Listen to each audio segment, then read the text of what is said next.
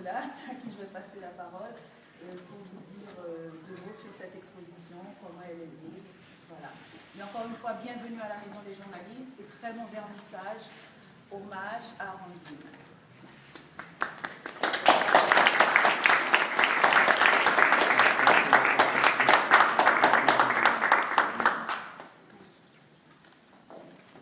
Alors, tout d'abord, moi je suis très émue d'être en face d'épouse de Randing, puisque moi, Randing, pour moi, c'était un symbole.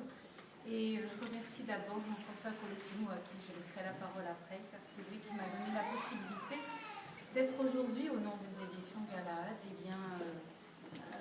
présente à l'occasion de cette exposition et d'avoir pu faire d'un livre que voici une exposition qui est celle qui est dehors. Je suis en plus émue de le faire en conclusion des 5 jours donc, que le Centre national du livre a consacré aux littératures arméniennes, au gré du trajet de l'Orient Express de Marseille à Paris. Alors, comment s'est fait cette exposition? Eh bien, tout est imprévu, imprévisible. Il y a eu du hasard dans les rencontres, sauf qu'il n'y a pas tout à fait que du hasard. On ne lit pas tout à fait un livre par hasard, on ne lit pas tout à fait on ne va pas voir un film par hasard. Ce qu'on appelle le hasard, ça peut résulter d'un choix, ça peut résulter aussi d'une construction. C'est sans doute très limité notre part de liberté. Et chaque livre que je publie émane de ce choix possible et de cette part de liberté. Et les chroniques d'un journaliste assassiné, puisque c'est le titre que j'ai donné au livre des chroniques de Randing, qui est ici. C'est un titre que j'ai choisi moi, un titre qui ne dit pas, qui dit les choses.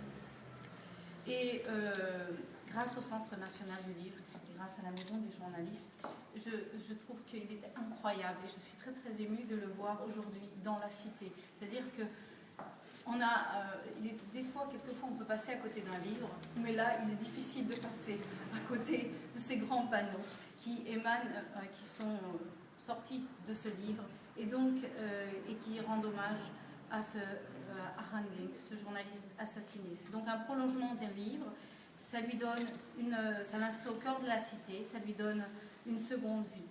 Et pour moi, c'est important parce que nous sommes dans un contexte économique, politique, difficile, et que il y a toujours un risque pour chacun de tomber dans la résignation, dans le fait de dire non, on n'y arrive plus. Et à l'inverse, on peut dire non. On va se réinventer un horizon, on va faire autre chose. Et c'est ce que moi je fais avec le catalogue de Galahad. Et je vais vous expliquer en 2 mots ce que fait Randing dans le catalogue de Galahad. Eh bien, entre le littéraire et le politique, je croise en une énorme chambre d'écho des écritures, des voix, des thématiques, des convictions.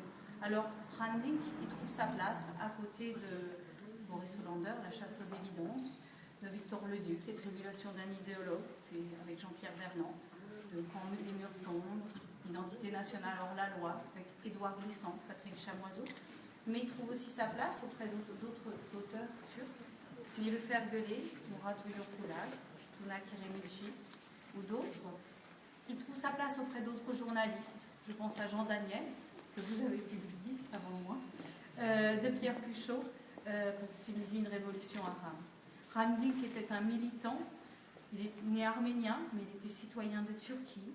Pour lui, écrire, c'était s'exposer. Il prenait position sur des questions politiques très diverses.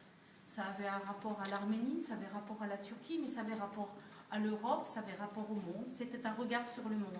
Et pour les mots qu'il écrivait, pour les paroles qu'il a prononcées, pour la position qu'il a tenue, il a été assassiné. C'est quelqu'un qui n'a jamais voulu aller, même quand il a été menacé, il n'a jamais voulu partir ailleurs. Il n'a pas trouvé refuge auprès des démocraties européennes. Il est resté en Turquie. Et même le dernier jour, quand il écrivait, il le savait qu'il était menacé. Il a tenu. Il a dit non.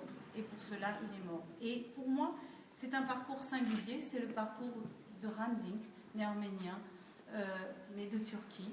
Et pour moi, c'est une histoire d'engagement, c'est une histoire d'insoumission, c'est une histoire de liberté qui nous concerne tous.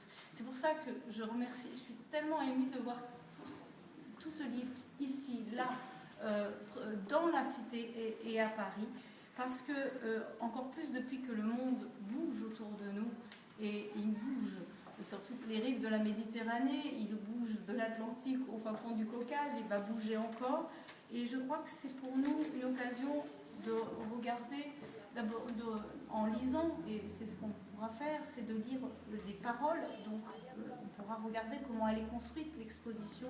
Il y a d'abord les paroles, les mots de Ramling, et puis il y a ce qu'on a voulu raconter, juste un peu, ce qu'on a voulu raconter de Ramling pour que les gens qui ne le connaissent pas, puissent le connaître et réfléchir. Et puis, ce sont des chroniques, ce livre, en fait, tout est tiré de ce livre, les chroniques pour lesquelles il a perdu la vie. Comme d'autres journalistes, en effet, vous l'avez rappelé, ont pu être exilés ou ont pu perdre la vie. Alors, pour moi, ça permet simplement de publier un tel auteur, le mettre dans mon catalogue, c'est donner la possibilité à chacun d'avoir accès à ces textes qui étaient en turc et en allemand, et puisqu'il a été aussi d'abord édité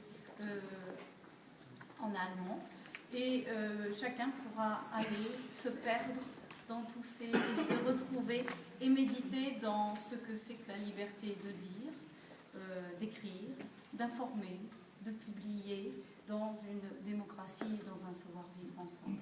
Merci Jean-François.